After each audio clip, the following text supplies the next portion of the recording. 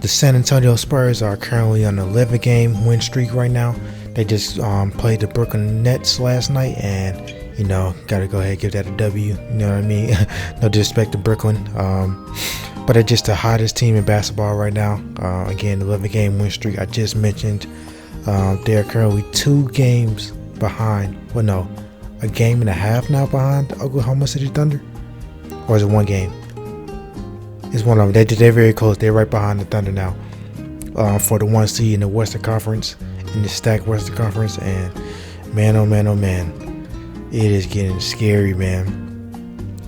During this stretch, they had some very big wins. They had some blown out wins against the Lakers. They had one against the Warriors, the Suns, and they had some close wins against the Raptors and Pistons the other day, which was a very good game.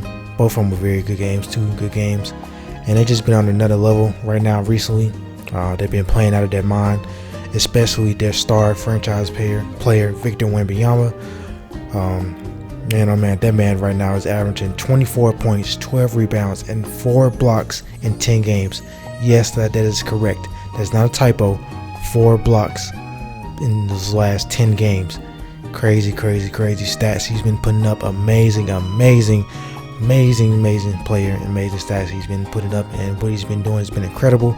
Just very insane for how young he is, and obviously he's been a major part of the team's success, with him anchoring one of the best defensive teams in basketball right now, and just being the front runner for defensive player of the year if he stays healthy. But you still have so many players on this team, and there's so much underrated depth on this team that just goes without being said and talked about. You still have also players like De'Aaron Fox too, who's an all-star caliber player. Right now, his last 10 games, averaging 16 points, 7 assists. Still very good. You also have your 2 young guards in Stephon Castle, who has been great this sophomore season, and he's been having a very good defensive side of the ball season too. You just seen what he did to Cade Cunningham. Well, he was one of the main reasons of why Cade Cunningham struggled on that big game against the Spurs. And Dylan Harper, who in his rookie year has shown some very good flashes of being maybe all-star, even star in this league right now. I cannot wait to see him in the future, be on the future team, being a full-time starter. I just can't wait. I would love to see that one day. And there's just so many players on this team that really don't get as much love as Vic or De'Aaron Fox sometimes. Like, you got Devin Vassell, who is taking like I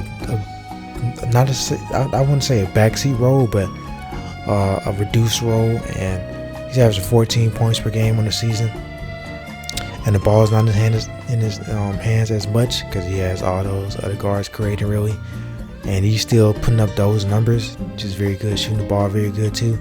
It's just so good. I still like him a lot. I think he's very underrated, and I would love to see him have a bigger role if he can sometime in the future. I don't know if he can.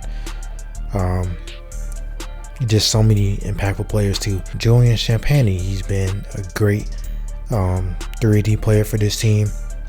He's been shooting the ball very well, and he's just been playing his role so well on this team. He's basically just almost a younger Harrison Barnes, which is a great role model for him right now, and a great development partner for his development in this league. They just play so similar. Harrison Barnes also, we just talked about. Still got it. HB, a very true vet, older player. Still can be very impactful. Very good 3-and-D player that every team would love to have on their team. Just love Harrison Barnes.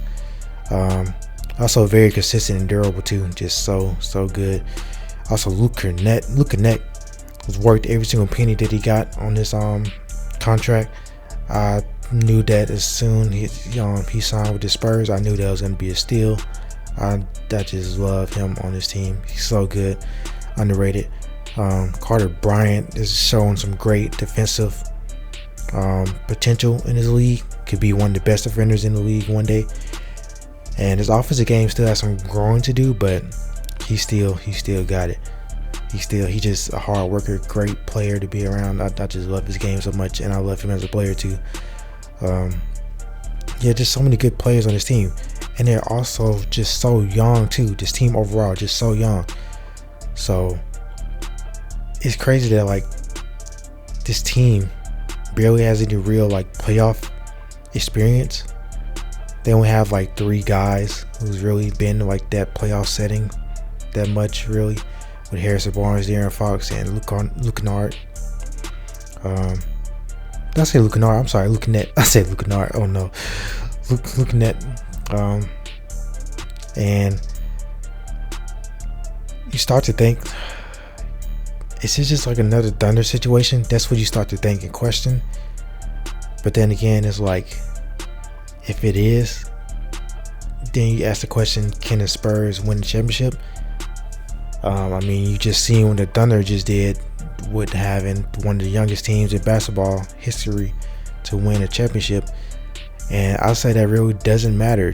Age, experience, all that, it really doesn't matter. As long as you have a good coaching system, talent, team chemistry, and injury luck, health-wise too, I honestly believe it is open graphs for any team that can come out and win.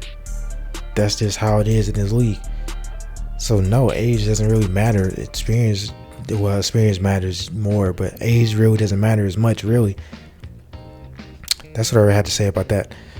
Like literally, Oklahoma City Thunder just proved everybody just wrong literally last year. Like, we cannot forget that. So it cannot be crazy to come out and think that the Spurs can do the exact same thing, or even crazy, or even have a harder run. Because also the Spurs played them, but they played like 5 times already, and the Spurs beat them like 3-4 times already. Yeah, they already played their set for the season, I believe. So yeah, there's no point of like questioning that. You shouldn't be able to question that. As long as you have all those things that I just mentioned, anybody can win a championship, and it's very open. It's very possible.